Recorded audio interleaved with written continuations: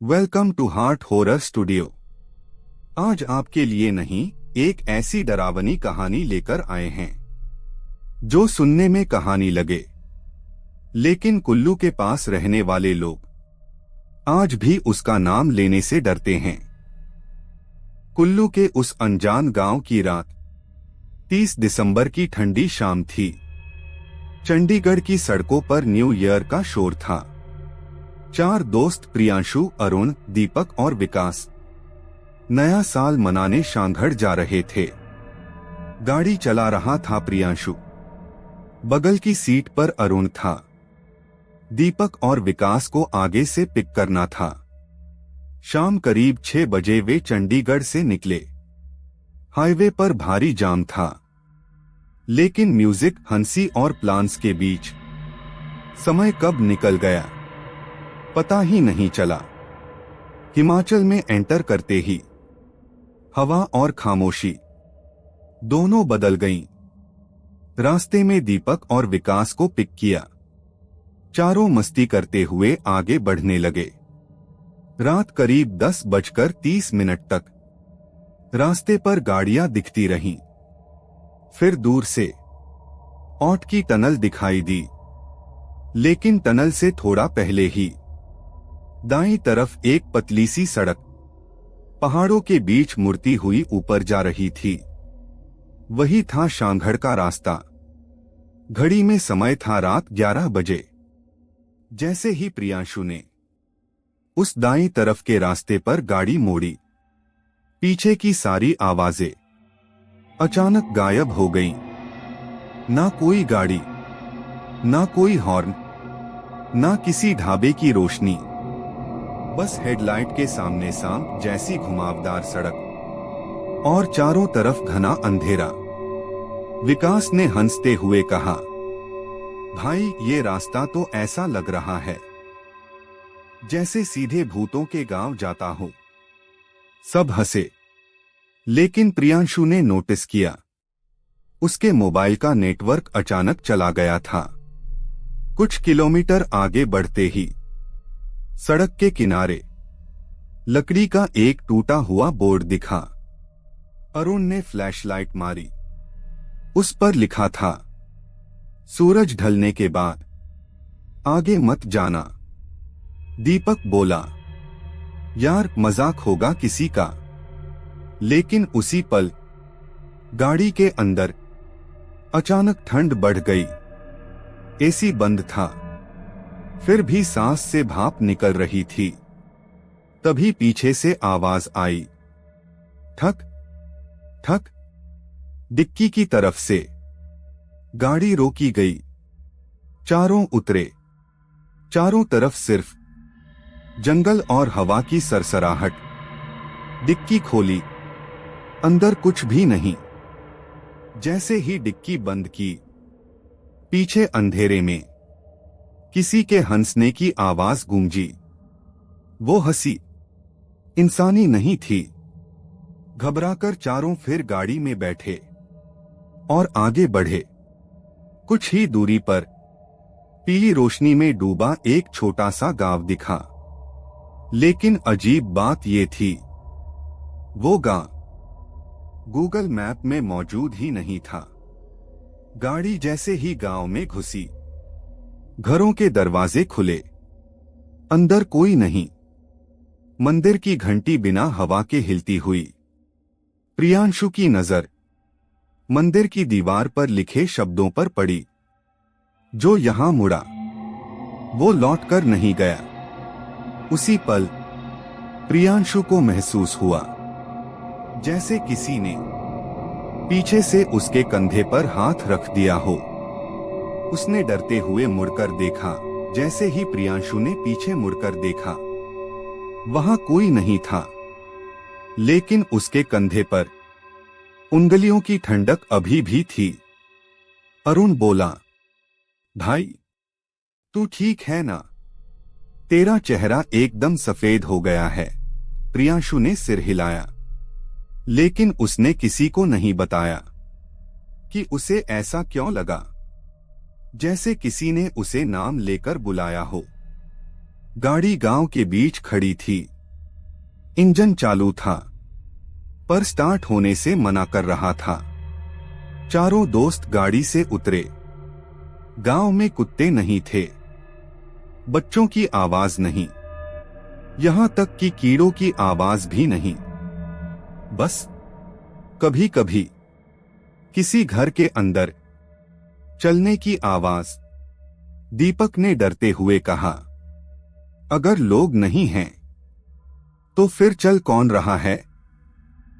उसी वक्त एक घर के दरवाजे पर तेल का दिया अपने आप जल उठा और उसके पीछे एक बूढ़ा आदमी खड़ा था। उसकी आंखें अजीब तरह से चमक रही थीं। आवाज भारी थी, मानो बहुत नीचे से आ रही हो। तुम लोग टनल से पहले वाले रास्ते से आए हो ना? चारों दोस्त चौंक गए। अरुण बोला, हाँ, शांघड़ जाना है। बूढ़ा हल्का सा हंसा।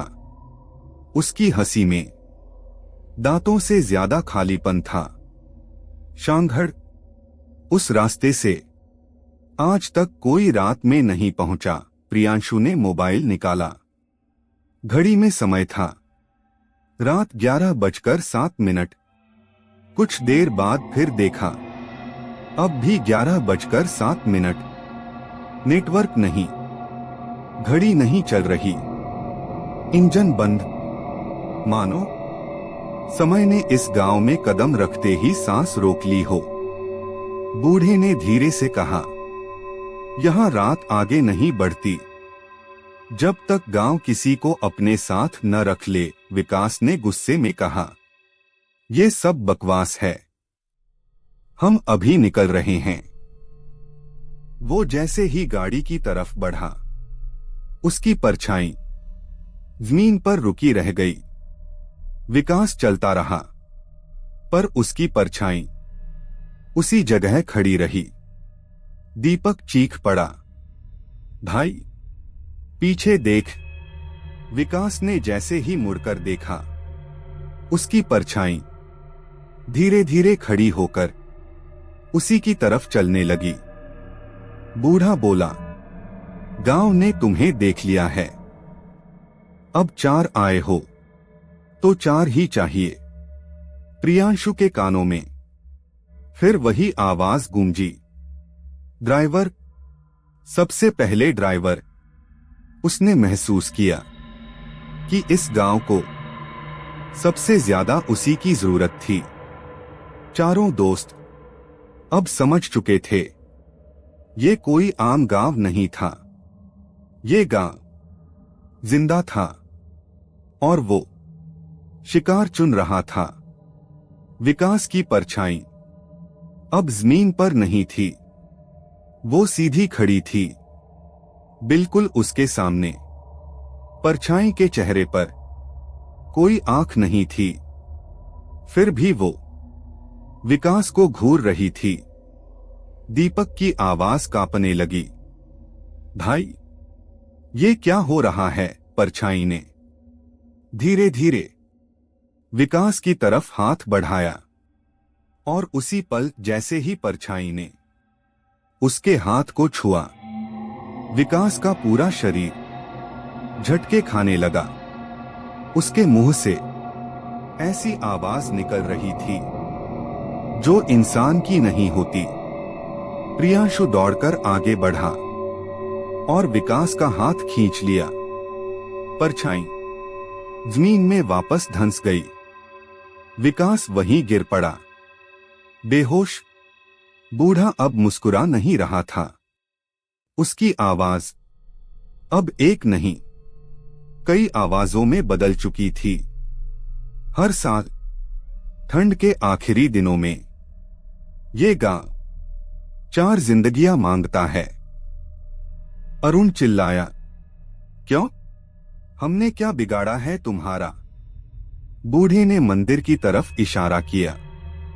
मंदिर के अंदर दिया नहीं, अंधेरा जल रहा था। दीवारों पर हथेलियों के निशान थे, खून से बने हुए। और बीच में 4 नाम खुदे हुए थे। 3 नाम पुराने, एक नाम अभी अभी उभर रहा था। वो नाम था प्रियांशु। दीपक ने घबराकर कहा, भाई, तेरा नाम? प्रियांशु का सिर घूमने लगा। उसे याद आया, रास्ते में किसी ने उसे नाम लेकर बुलाया था। अचानक प्रियांशु का मोबाइल अपने आप ऑन हुआ। घड़ी बदली।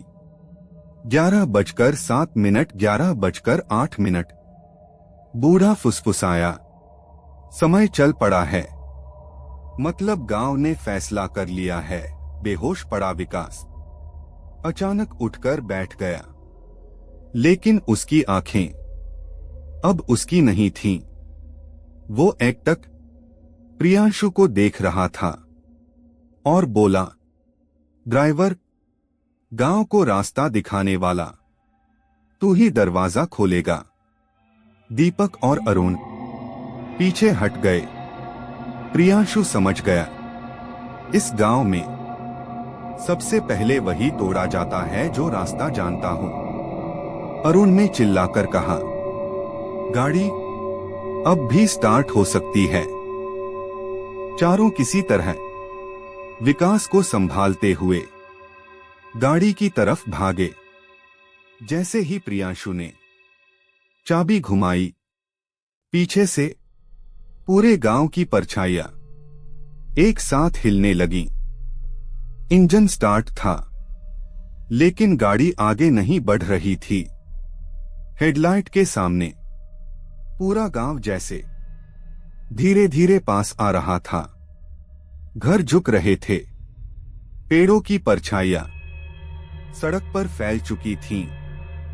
चारों दोस्त, प्रियांशु, अरुण, दीपक और विकास, गाड़ी के अंदर खामोशी में जमे बैठे थे।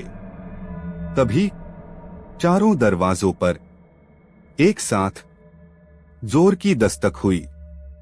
धप्प धप्प धप्प धप्प। वो बूढ़ा एक बार फिर सामने आया। इस बार उसका चेहरा धुंधला था, मानो कई चेहरे एक साथ दिख रहे हों। उसकी आवाज चारों तरफ गूंजी, 4 आए हो, 4 ही चाहिए। अरुण का गला सूख गया। दीपक ने सीट पकड़ ली। विकास बुदबुदाया, अब क्या होगा भाई? और प्रियांशु बस चुप था। उसी पल प्रियांशु की नजर डैशबोर्ड पर रखी हनुमान जी की सिद्ध मूर्ति पर पड़ी। उसे ये मूर्ति सालों पहले एक बाबा ने दी थी। बाबा ने कहा था, जब डर तुम्हारे चारों तरफ घेरा बना ले, तब इसे भूलना मत। प्रियांशु ने मूर्ति को हाथ में लिया। प्रियांशु बोला, अगर बचना है तो सब साथ में बोलो। चारों ने आंखें बंद की। जय बजरंग बली। पहली बार आवाज कांपी, दूसरी बार आवाज तेज हुई, तीसरी बार पूरा जंगल गूंज उठा। अचानक मूर्ति से तेज लाल सुनहरा उजाला फूटा, इतना तेज कि परछाइयां पीछे हटने लगीं। मंदिर की घंटी तेज आवाज के साथ टूटकर गिर पड़ी। वो बूढ़ा चीखने लगा, यह शक्ति, यह यहां नहीं होनी चाहिए थी। और देखते ही देखते उसका शरीर धुएं में बदल गया। परछाइयां जंगल में बिखर गईं। जब चारों ने आंखें खोलीं, गाड़ी चल रही थी। सड़क साफ, आसमान हल्का गुलाबी। पीछे देखा, न गांव, न मंदिर, न कोई परछाई, सिर्फ वही मोड़। और टनल से पहले मोबाइल में नेटवर्क था। घड़ी में समय सुबह 5:42 शांघड़ पहुंचकर एक बुजुर्ग ने बस इतना कहा, बेटा, उस रास्ते से वो ही लौटते हैं जो अकेले नहीं होते। प्रियांशु ने डैशबोर्ड पर हनुमान जी की मूर्ति को प्रणाम किया। चारों दोस्त एक दूसरे को देखकर बस मुस्कुरा दिए।